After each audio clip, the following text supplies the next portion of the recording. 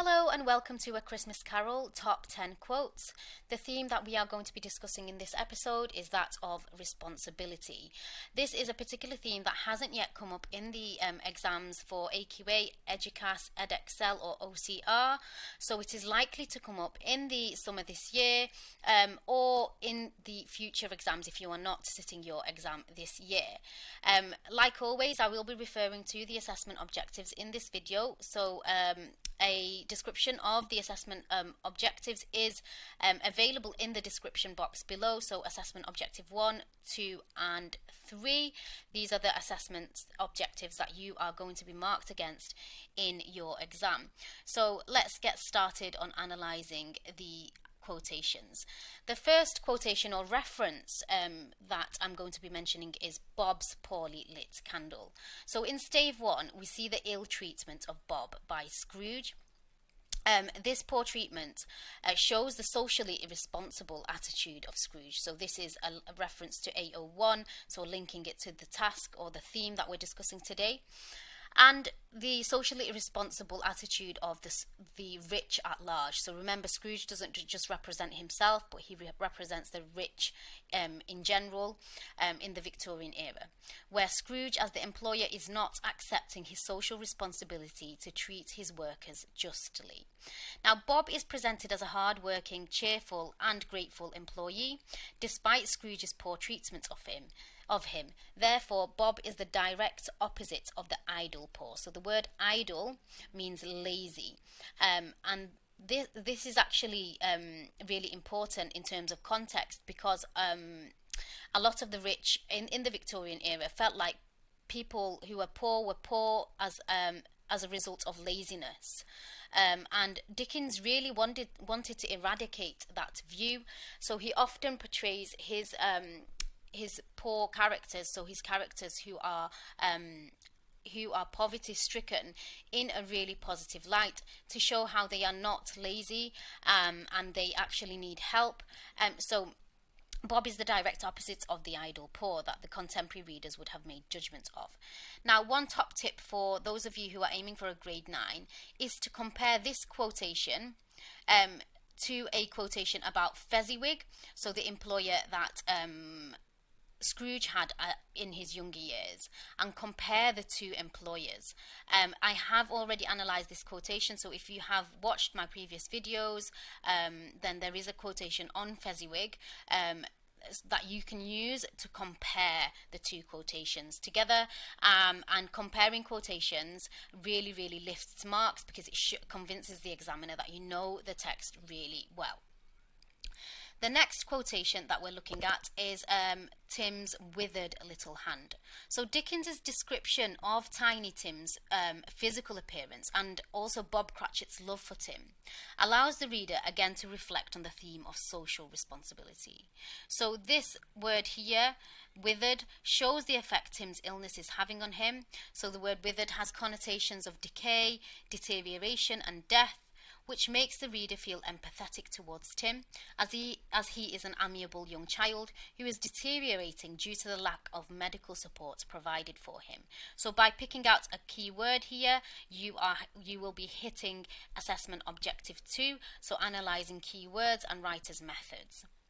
Now, the modern audience will feel even more sympathy in this situation, as we have access to provisions such as the NHS.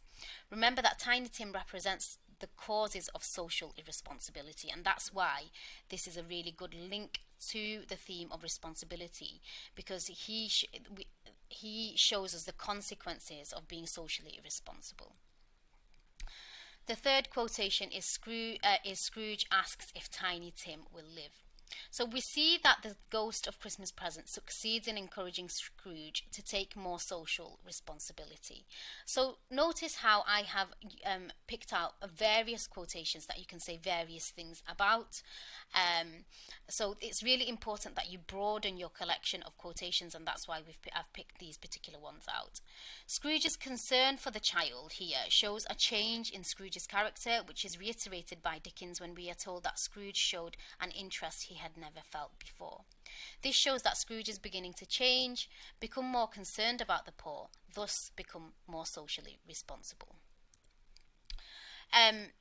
Quotation number 4 is wretched, abject, frightful, hideous, miserable. So towards the closing of stave 3, we're presented with two children, ignorance and want. These children are symbols of Victorian social ills. Ignorance and want present the damage people and the rich at large are doing to the poor. So ignorance and want are described using this quotation, these words, wretched, abject, frightful, hideous, miserable. So the asyndeton and adjective. So asyndeton is when there's a list with commas or without commas, but so a continuous list. And adjectives used to describe them is shocking and upsetting, especially when applied to children. The fact that they cling to the ghost's robe reveals their desperation and therefore the desperation of the Victorian poor. So a link to AO3 context is made in every single one of these quotes as well. This presentation of ignorance and want again shows the consequences of the selfishness of the rich. It shows that if people like Scrooge do not help the poor and take more social responsibility, their meagreness will lead to criminality and the cycle of social, financial and moral poverty will never end. Quotation number 5 is, if he be like to die, he had better do it and decrease the surplus population. So this quotation actually occurs within the novel twice, but we're going to speak about the time when it occurs the second time round. So the Ghost of Christmas Present repeats the words of Scrooge from stave 1 on Scrooge himself in an attempt to shock and force Scrooge to take responsibility for his previous words. So notice how we have a responsibility to care for one another, to care for the poor, but also we have a responsibility to people in the way we speak to them. So responsibility, there are different branches of responsibility that you can explore, and this is what I'm doing in this episode. So the word die is used here, referring to Tiny Tim. This quotation is referring to Tiny Tim, who is the symbolism of the poor and destitute whom Scrooge has previously claimed should die out. We've got the direct reference to the Malthus theory. So I've discussed the Malthus theory before in a previous episode, so I'm not going to go into too much detail on it. If you haven't watched the first top 10 quotations video, then please go ahead and watch that so that you understand the Malthus theory a bit better, because it's really, really important that you do understand that to maximize your marks. So this is a direct reference to the Malthus theory that epitomizes the callousness, so the harshness, the cruelty and indifference in the popular mind of the rich in the Victorian era. So again, another link to context. The word die is used here.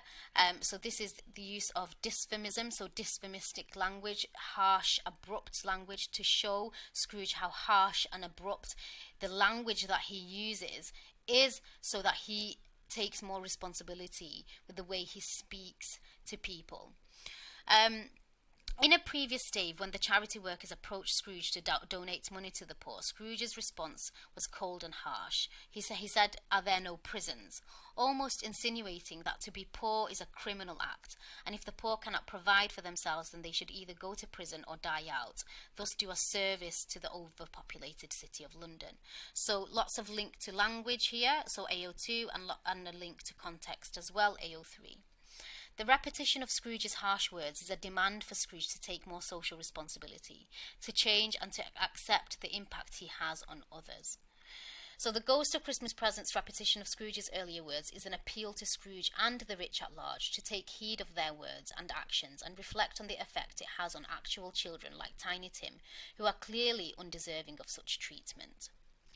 Quotation number 6 is, "Man, will you decide what men shall live, what men shall die?" So the Ghost of Christmas, the ghost questions Scrooge. So the Ghost of Christmas Presents questions Scrooge's notions of what the definition of the surplus is, in an attempt to challenge Scrooge's ideas of who is deserving of having a place in society.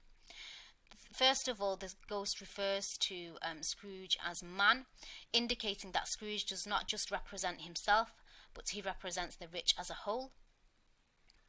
This rhetorical question here, so will you decide what men shall live, what men shall die, suggests that people like Scrooge do not have the right to choose who should live and who should die, therefore challenging the idiotic nature again of the Malthus theory.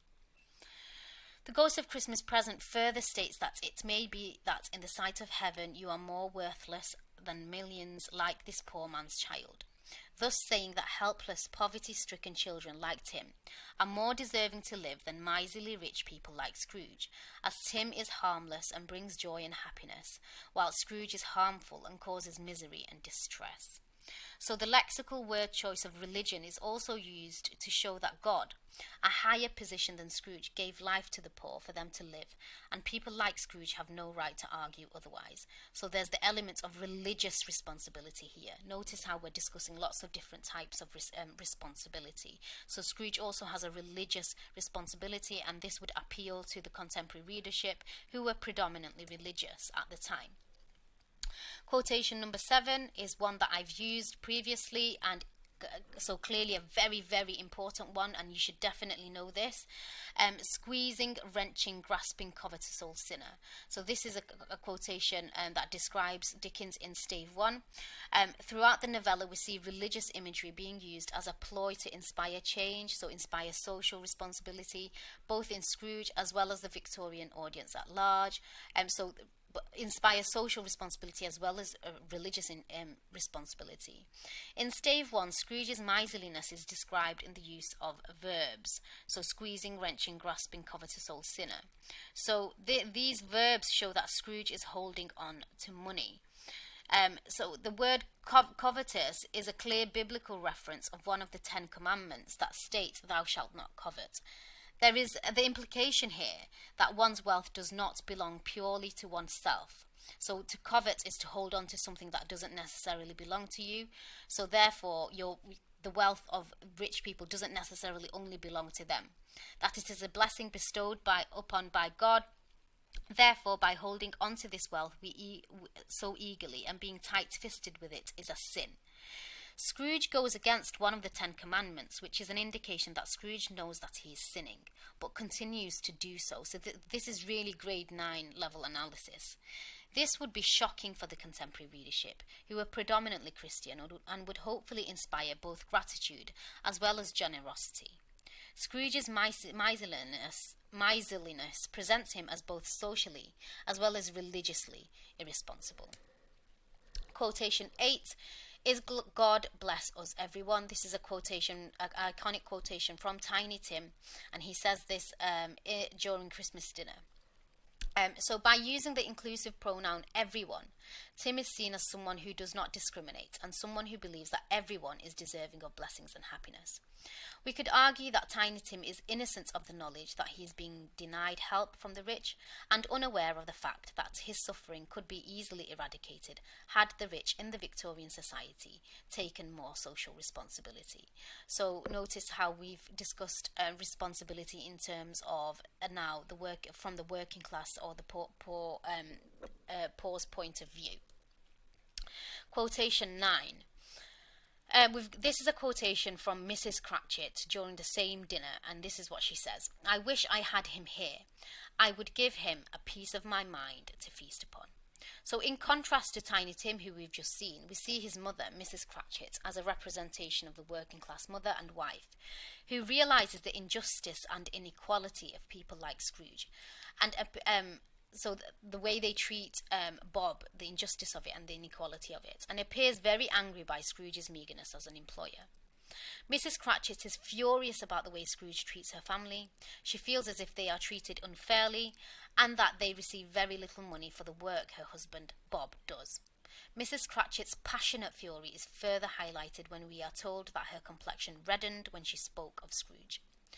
So Mrs. Cratchit wishes that Scrooge was present so that she could speak to him about his lack of social responsibility.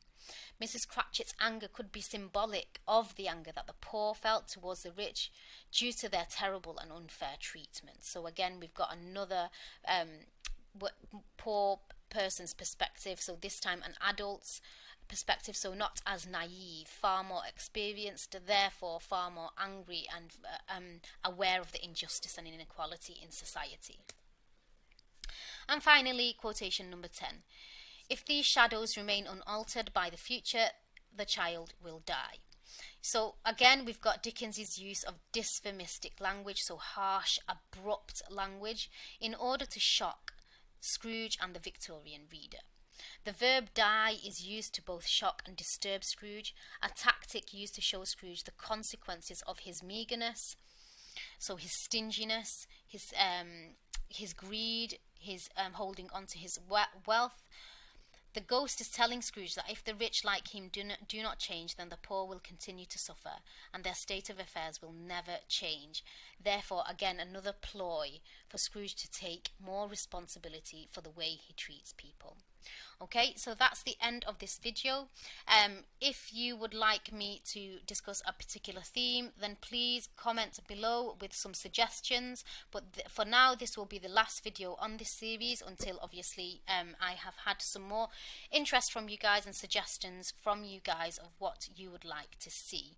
If you would like a copy of any of the annotations that we've made on these the top 10 series, then please get in touch via the comments or via the Facebook link that I have provided in the description box below, and we can sort that out for you. Thank you again for joining me, and I will see you in the next video. Thank you. Bye.